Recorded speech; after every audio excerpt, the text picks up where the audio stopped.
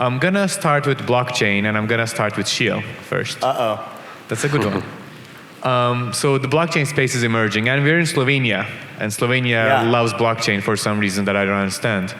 I really don't get it. So do you think blockchain itself is a big threat towards fintechs and banks, and will blockchain be able to gain consumer adoption over the next 3 to 5 years? Yeah, so I do think in the long run there is potential for blockchain. I hate this because I always have to say there's some potential. I think blockchain as an opportunity to disrupt traditional banks. Again, sort of like the talk, I think actually many traditional banks will be using blockchain, and I think that a lot of the blockchain companies actually will work with traditional banks. I don't necessarily see it as a huge disruption, and I actually also think that the majority of products that we've seen using blockchain to date would be better served without blockchain. And I actually I have a flow chart on the back of my laptop that I always point to when companies are meeting with me talking about blockchain. It says, "Do I need blockchain?" And then it just says, "No, you don't," because there hasn't been a single company that I've met with that was building a blockchain product that I thought, "Oh, you need to have blockchain." Now there are a few use cases that I love. Payments is one of them. Credit bureaus is another. But anyway, long story short. So your thesis is just going to be an underlying technology that's going to be used by banks or fintechs, but it's not going to disrupt them per se. Yeah, exactly. I think when you talk about, I have a blockchain company, unless you're core infrastructure, what is a blockchain company? Company doesn't exist. Yeah. And now I want to ask one to Amrit. So wait, actually, can I ask a question though? Yeah. So yeah. Do you think that means it's going to be used more by larger corporations rather than startups? No, both. There's no reason. Both. So I'll give you an example of one use case that I really believe in and that I've invested in is a credit bureau. So in the US, we have 3 major credit bureaus. One of them got hacked last year, and credit bureaus are just basically a repository for financial information. A bunch of information about you gets stored in a centralized place. And so this one, I actually thought was a big opportunity for blockchain. So I searched, went out and tried to meet with as many people as I could to find the best use case for this. In this case, blockchain makes perfect sense to me because it's secure. We had a hack last year, which was a major incident in the US.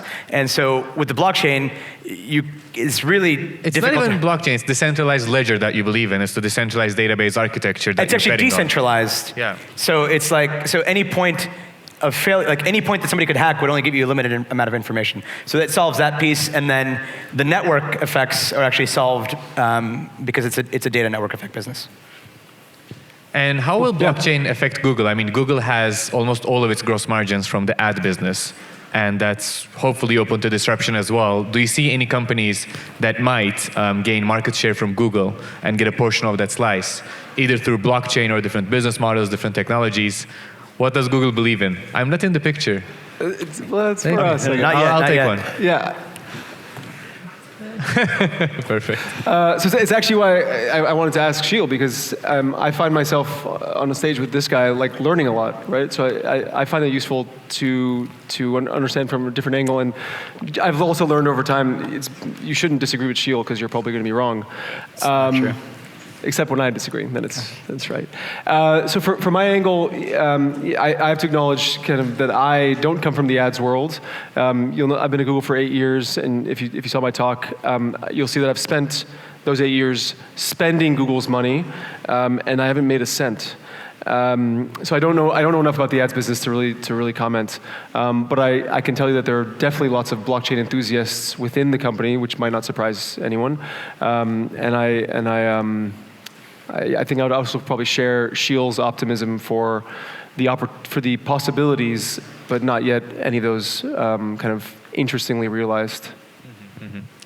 And John, a lot of so blockchain can actually democratize services and disintermediate middleman, which would, of course, increase efficiency in the world, democratize access to services. Do you see a lot of social impact companies, social impact-oriented companies using blockchain as an underlying infrastructure to do something that hasn't been done before, or deliver a service that couldn't be delivered before? Yeah, so I think there is a lot of longer-term opportunity here. Just as when the internet came out originally, early on, people talked about the democratization of information and online voting and all sorts of things.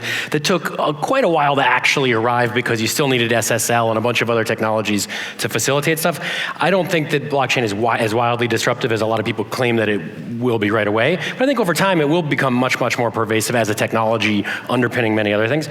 You do see a lot of innovative uses. So I was just researching, saw this company, I'm not sure exactly how to say it, TYKN, Tyken, I'm not sure, but it's based in The Hague. It's a Dutch startup, and they use the blockchain to give the invisible people identities. So people that are refugees and don't have any identification papers, so they're sort of stateless and identityless, and they don't have a place to go to get another identity easily, like Syrian refugees or something. And so they will create identities for them and store that in the blockchain and make that sort of a more accessible identity that they can leverage their mobile technology to access.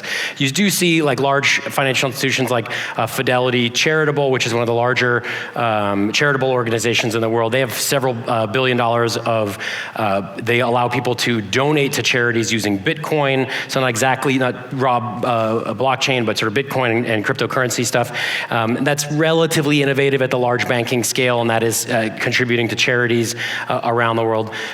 We have a startup that comes through Mass Challenge called Voatz, V-O-A-T-Z, and they're enabling voting using the blockchain, which they've been very, very successful. We need that in Turkey. Yeah, they've already done 30 plus votes in the US, but more sort of local regional things, not like national level yet. But it's been effective, it's functional, it works, and so they've worked out all the kinks. And I think they will start to roll it out, and it's really promising looking. So I think you'll see a lot more impact out of the technology over time. So now I'm going to combine two questions from slide over there, and I'm going to ask it to Sheel. Question number one. Given how much you believe in blockchain, do you actually invest in blockchain startups, or are you looking only for protocol-focused products, or do you also do decentralized apps?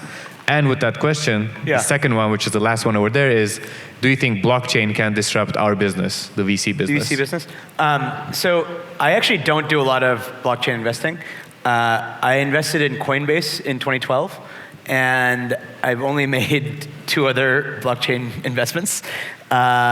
And it's because I invest in fintech, and a lot of the blockchain stuff isn't actually fintech. And for a while in 2017, I thought I was out of my mind stupid because I saw all the crazy hype, and I was like, man, maybe I'm an idiot for not believing in all these things. And then now it seems like I'm not as much of an idiot. But again, I'm looking for fintech companies, and if they happen to use blockchain, that's great. But I haven't done a whole lot. But always happy to meet and talk about blockchain. And the other question, will we be disrupted by blockchain? I don't see how that's possible. Like ICOs, shitcoins. Well, like the job of being an early stage VC involves like meeting the entrepreneur and understanding like if they're the person to build a big business. What you've seen from these ICOs is bullshit. Like this is where like retail investors lost hundreds of millions of dollars. I think it should be banned. It's bullshit. Like I'm sorry. Like most of these projects, most VC funded projects fail. But like in this case, it's like 99% of the money is going to zero. Yeah. And Amrit, so I tried to short Google on the stock market. Didn't end up being well because I felt Google needed to diversify. And you've done a lot How recently? What? How recently did you short? 2.5 years ago. I've lost a lot. It's been going up ever since. Yeah. But anyways, so I also got all your investment advice from this guy. I also shorted Netflix, which was fun as well. Yeah. But anyways, so you guys try to diversify. You have a lot of new business development stuff like life sciences, autonomous units. Which one of those do you believe can be as big as ads? And is it coming anytime soon? I'm not sure anything anywhere can be as big as ads is today. But the things that I'm excited about are Verily. I think life sciences is, and actually, let's take that back. Big in terms of profitable or big in terms of impact? And I think some of the things that we're doing, for example, at Verily in life sciences, is going to have just tremendous impact. I mean money, just tell me money. Well, I mean, I don't know, it's a lot of money. But yeah, I think in terms of the way we think about our bodies and what we know about them, we know very little today, like shockingly little. And just the potential to collect more data, understand that data, and share that data, like to know more about what's going on inside myself is very compelling, and I think one of the bigger innovations in the next decade, more.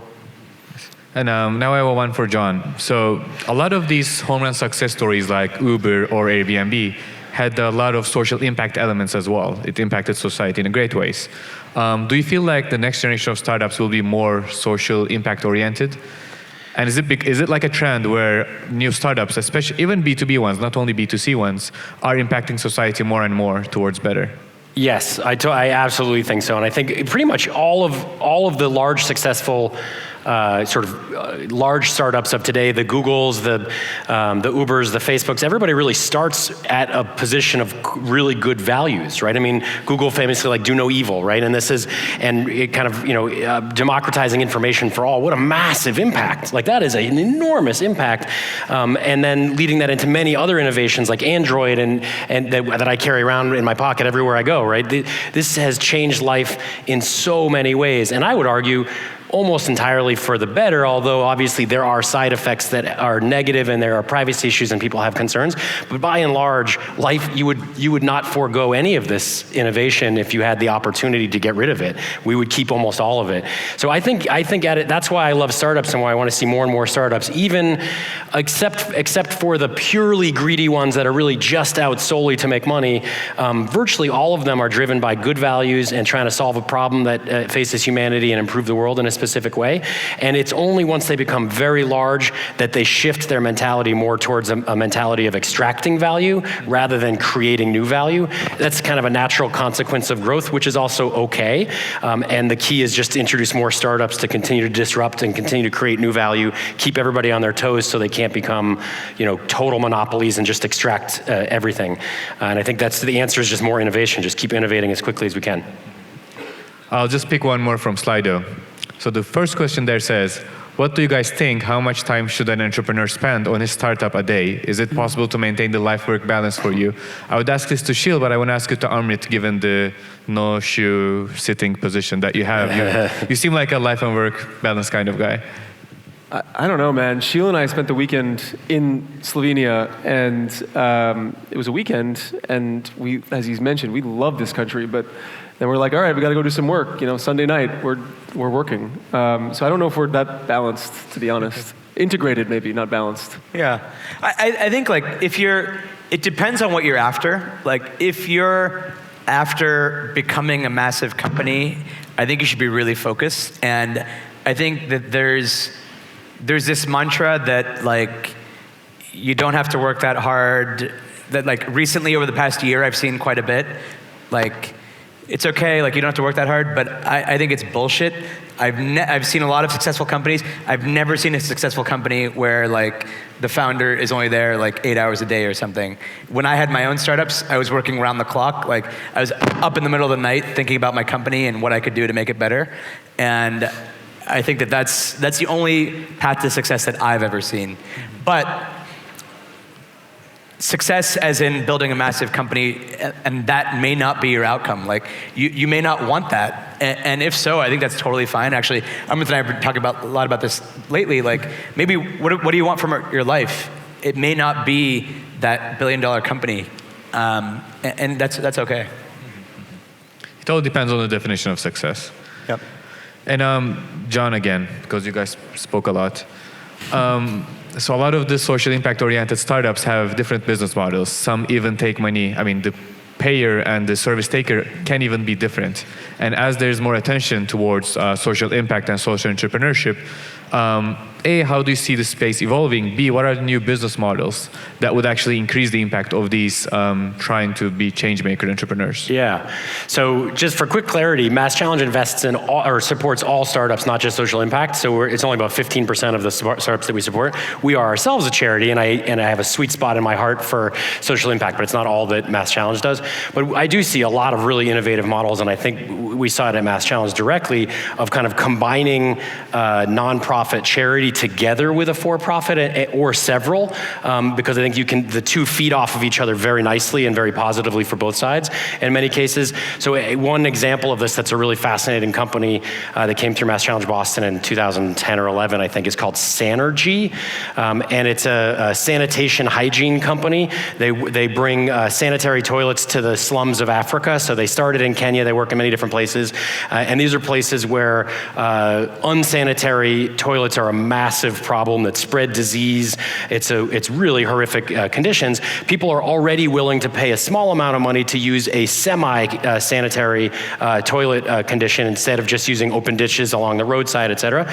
But what they've done is they created, I think largely at MIT, but in partnership, a self-contained, kind of like a porta potty-like system, like a self-contained toilet system that collects the waste. You set up many of these. You have an entrepreneur locally who can charge the already being charged fees for less sanitary toilets of roughly, let's say, 10 cents. And they collect that funding and those fees and keep it all. And their job is just to keep it really clean and sanitary. And then Sanergy collects the waste and converts it into fertilizer, which is sold for profit. So now you have a really high value social impact of a startup that's operating as a nonprofit to just bring clean sanitary toilets to a population that needs them badly, but is also leveraging a byproduct of that to create a highly profitable side business in a different adjacent market. And I think that's a great model, and you see lots of innovation of sort of straddling for-profit and nonprofit, which is really intriguing to me. Interesting. So the value creating aspect is different than the value extraction aspect. Exactly. Yeah. Exactly. Amazing. Yes. Yeah. And Sheel, you see a lot of different startups, a lot of different entrepreneurs you meet with on a daily basis. What are the 3 industries that you think will be disrupted over the next decade with what underlying technology? And you're not allowed to say banks or fintech or payment. Yeah, sure. That's a really tough question because I think actually every industry I can think of, I'm excited about technology coming into it and making my life easier. Actually, every day I have some frustration that I think technology could solve. Like checking into a hotel, why do I need to talk to a person?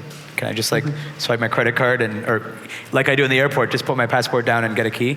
So I'm excited about disruption in every industry. I can't think, the one vertical outside of fintech that I am most excited about is actually logistics. So we waste so much food, it takes so long, all these things are problems with our logistics systems.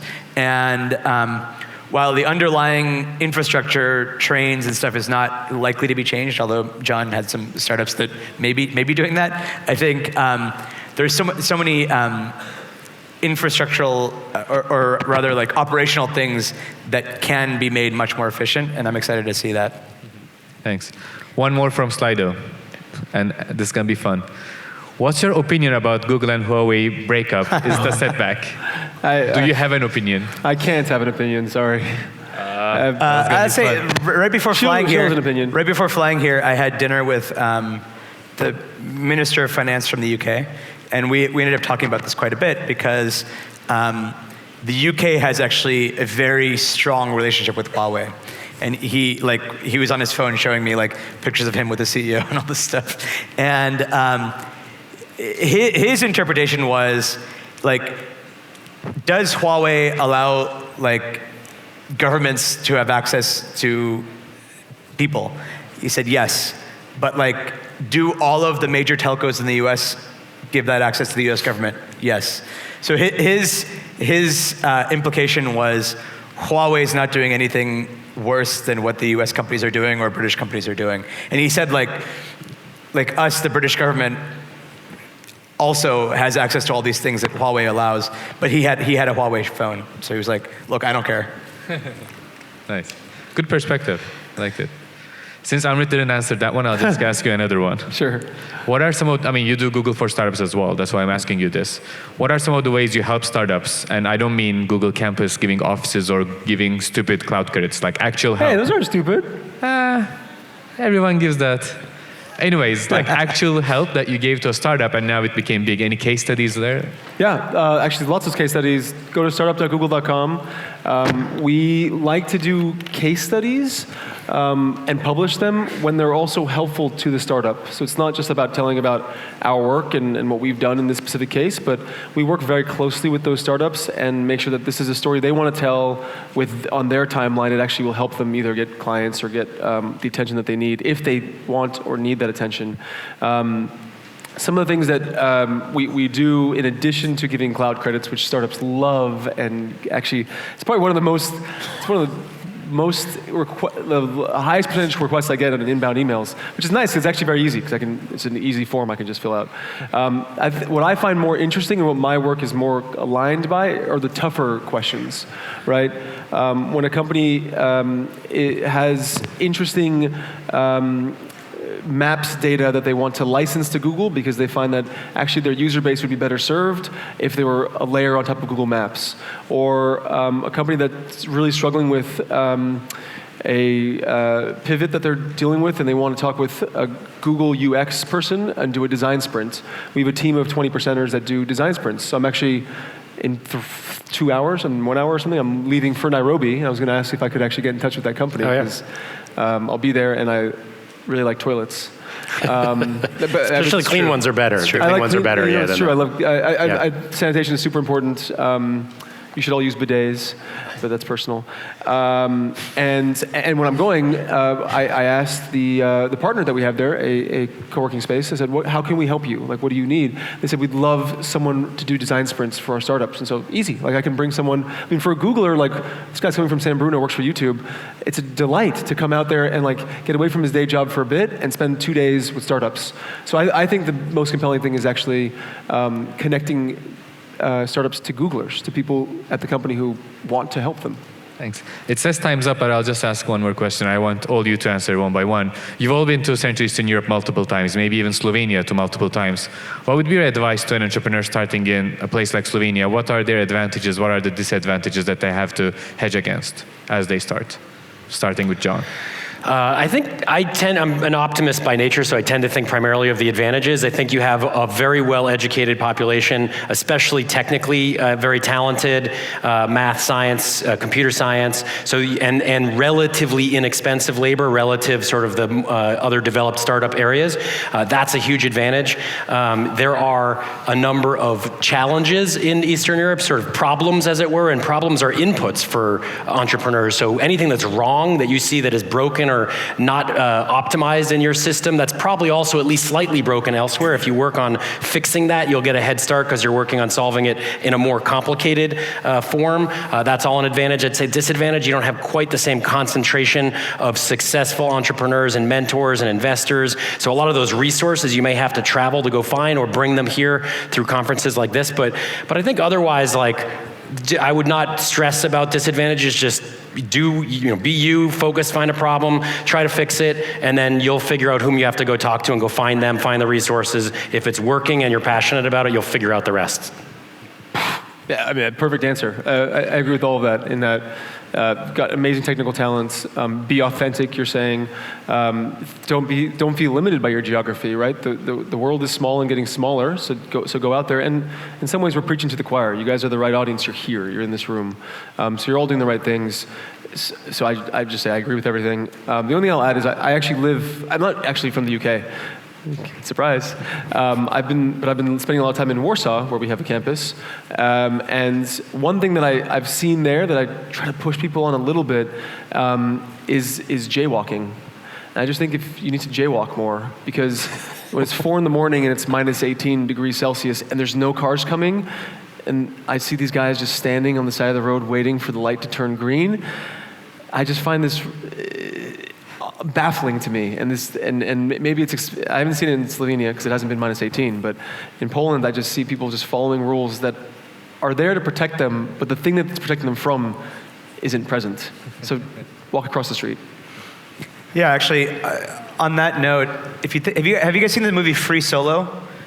It's a pretty cool movie about this guy who without any ropes climbs this big rock in California. And one of the things that struck me about it is there has not been any technology that's changed in the past 100 years since we've started since humans have been climbing this rock. But this was the first guy to do it. It just happened 2 years ago. So like, what changed? It was just a mentality that changed that allowed this guy to do it. Like, there have been very few incremental changes only in rock climbing equipment. So it's all about a mentality, and I think that is changing. Actually, and it's changing globally. So one of the really exciting things is I started my startup first in Chicago, and in 2009. And at that time, I thought, man, Chicago itself, I had few mentors. There was nothing I could learn from. And then we had a few big success stories in Chicago. And I think that's happening all over the world. And now actually, technology has made it so much easier, and there's so much writing available online that in the past 10 years, now I think you can start a startup anywhere and be successful. I agree, of course, with everything John said, but I will also challenge you to think broadly, think globally from the get-go. If you're thinking about building a startup only for Slovenia, the opportunity is pretty limited to 2 million people. So I would start with a global perspective. And then also, if you are going to build a massive company, at some point, while there are a lot of talented people here, you're actually going to run out of talent. And this is a challenge all over the world in small markets. I met with a company, started a successful company in Estonia, and Estonia is an even smaller country, and he's saying we just have run out of all the engineers. There are 2 companies, Starship, Taxify. Taxify's taken all the good people. Now we're out of people. Turkey's a big country, and we run out of engineers as well. Yeah, it's a big problem. However, we've run out of time, gentlemen. It's been a real pleasure. Give it up for our panel, please. Thank you. Thanks, guys.